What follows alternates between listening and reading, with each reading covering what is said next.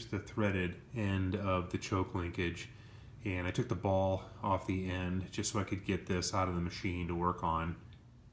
Here's the other end, and I'm going to cut part of this off and then insert it into the choke lever of the Predator motor, and I'll show you that in just a bit.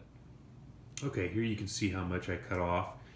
Then I drilled a little hole and inserted this hitch pin clip. And you'll see where I install this on the motor next. So it was actually easier to take the choke lever off the motor and just bring it up here to my bench. And so you can see I drilled a little hole in the widest part of that lever, and then I inserted my metal rod with the hitch pin clip underneath. So next thing I'll do is paint the rod white, let that dry, and then I will install it on the machine. So here is the throttle linkage, and I did something very similar on this end. I made a couple bends, custom bends to the existing rod, drilled a little hole, and then inserted a hitch pin clip. So this will also get painted white, and then I will install it on the machine. Here is the choke lever location as you're sitting on the seat.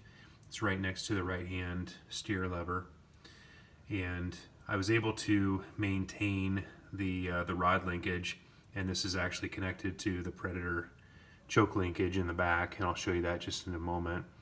It is backwards from the Kohler in that it is in the run position now, and to choke it you actually push it in. So that's the only difference, but I was able to maintain the original stock linkage.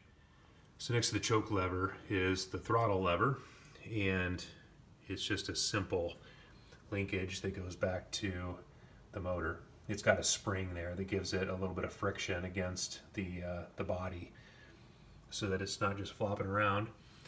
And as far as the adjustment that I mentioned in a previous video, there's just 2 carriage bolts here, and all it does is just limits how far you can pull the lever back or push it forward.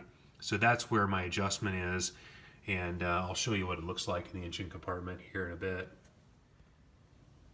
Here's a view of both the throttle linkage and the choke linkage from behind the machine.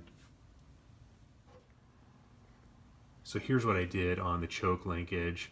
I just drilled a hole in the widest spot in the plastic lever there, and there was a 90-degree bend in my rod that I had made, and then with the little hole underneath I just put a hitch pin clip to hold it in place. For the throttle linkage, I actually bent this rod. It's just a 1/4-inch rod, and I bent it a couple turns so that I could get the right configuration. And then I drilled a hole in the top and then put a washer and a little hitch pin clip on top. So I can remove these easily if I need to. If I ever need to get the motor out, it's just a couple clips, and then the mounting bolts, and the motor can come out pretty easily.